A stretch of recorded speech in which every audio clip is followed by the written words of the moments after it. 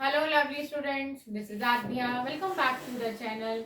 आज हम 8th class की मैथ्स की एक्सरसाइज 5.1 के दो क्वेश्चन सॉल्व करेंगे, यानी कि question number 4 and question number 5। दोनों में ही हमें कहा गया है कि पैटर्न को आपको कंप्लीट करना है। आपको सबसे पहले पैटर्न को कंप्लीट करने के लिए उसको बहुत ध्यान से ऑब्जर्व करना पड़ता है कि उस पैटर्न में क्या चेंजेस आ रहे हैं, तभी आप उसको कंप्लीट कर पाएंगे। मैंने आपकी एनसीईआरटी न्यू एडिशन की क्वेश्चन नंबर 4 और क्वेश्चन नंबर 5 को जो पैटर्न्स चल रहे हैं उसको ऑलरेडी बोर्ड पर ड्रॉ कर दिया है, और अब हम ध्यान से ऑब्जर्व करेंगे कि पैटर्न किस तरह से चल रहा है। पहले देखते हैं क्वेश्चन नंबर 4। क्वेश्चन नंबर 4 में आप देखिए, सबसे पहले दिया है 11 का स्क्वायर 121। आप भी जानते हैं, सभी जानते हैं 11 का स्क्वायर 121 होता है। ठीक, अब उन्होंने क्या करा, 11 के बीच में एक जीरो लगा दिया, जैसे कि आपको दिख रहा है कि वो 101 बन गया है। अब 101 का स्क्वायर किया तो उन्होंने उसका दिया है कि जो आपका 121 था ना, उस 121 के बीच में एक एक जीरो डाल दिया, पुट कर दिया है, और वो उसका स्क्वायर आ गया। यानी कि जब दो 1 के बीच में एक जीरो आया तो 121 के बीच में भी दो जीरोस आ गए। फिर उन्होंने दो जीरो ऐड करे, देखिए पैटर्न कैसे चल रहा है। अब दो 1 के बीच में दो जीरो डाले तो यहाँ पर भी एक एक जीरो बढ़ गया, यहाँ पे भी दो के आगे दो जीरो, दो के पीछे दो जीरो आ गए। तो पैटर्न आपको 3 स्टेप्स चलने पर ही समझ में आ गया कि पैटर्न क्या चल रहा है। अब बाकी दो स्टेप्स हमें फुल करने को बोले हैं। अब आप काउंट करिए कि आप कितने जीरोस हैं। अब 4 है तो आपको क्या करना है, दो के आगे 4 जीरो लगा देने हैं और दो के पीछे 4 जीरो लगा देने हैं। तो आपके पास इसका स्क्वायर भी आ गया और ये पैटर्न भी कंप्लीट हो गया।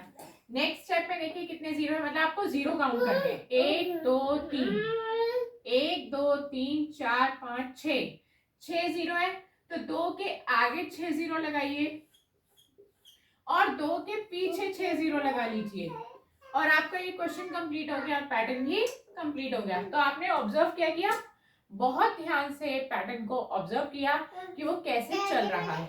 आइए क्वेश्चन नंबर 5 पे चलते हैं, जिसका मैंने पहले से फॉर्मेट बना दिया है। यहां पर भी आप क्या देख रहे हैं, 11 का स्क्वायर 121 है, ले लिया। 11 के बीच में एक जीरो लगाया, 101 हो गया, वही स्क्वायर आना था जो इसमें आया 10201। लेकिन आप पैटर्न चेंज हो रहा है, ऊपर वाले और नीचे वाले में पहले दो स्टेप्स बिल्कुल सेम है, लेकिन आप पैटर्न क्या चल रहा है ध्यान से देखिए। उन्होंने 100 के 1 के बाद एक 01 और लगाया, ठीक है।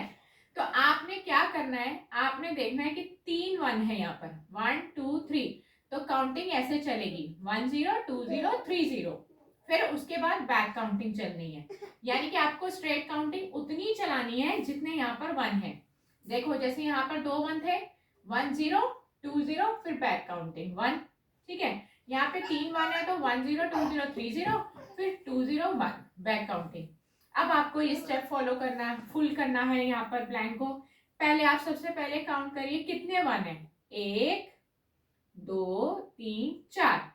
तो आपको स्ट्रेट काउंटिंग 4 तक चलानी है, लेकिन बीच में जीरो लगाते जाना है। कैसे, 1 0 2 0 3 0 4 0, बस 4 तक लेके जाना है। फिर बैक काउंटिंग शुरू कर दो, 3 0 2 0 1, हो गया स्क्वायर। अब यहाँ पर हमें स्क्वायर ऑलरेडी देख करके दे रखा है और हमें बताना है किसका स्क्वायर है। आपको क्या करना है, देखना है कि स्ट्रेट काउंटिंग कहाँ तक जा रही है, बस और कुछ नहीं देखना। आपकी स्ट्रेट काउंटिंग 5 तक जा रही है, क्योंकि उसके बाद बैक काउंटिंग शुरू हो गई है। 5 का मतलब है 5 1 आएंगे और बीच में एक एक जीरो ऐड कर देना है। 1 2 3 4, 4 हो गए, और ये 5 5 1 हो गए, सॉरी 1 2 3 4 5 5 यहीं पे हो गए हमारे, और स्क्वायर लगा देना है। ये पैटर्न कंप्लीट हो गया। देखिए 5 1 है, बीच में एक एक जीरो ऐड किया हुआ है, और उसका स्क्वायर करेंगे तो 5 तक स्ट्रेट काउंटिंग जाएगी, फिर बैक काउंटिंग शुरू हो जाएगी, ठीक है। तो ये था हमारा पैटर्न। तो ये पैटर्न जो था हमारा स्क्वायर पर बेस्ड था, तो हमें बस क्या करना था, ऑब्जर्व ध्यान से करना था और पैटर्न हमने मेंटली ही कर लिया है। तो नेक्स्ट क्लास में हम इसके नेक्स्ट क्वेश्चन के साथ आपसे फिर मुलाकात करेंगे। Good bye friends.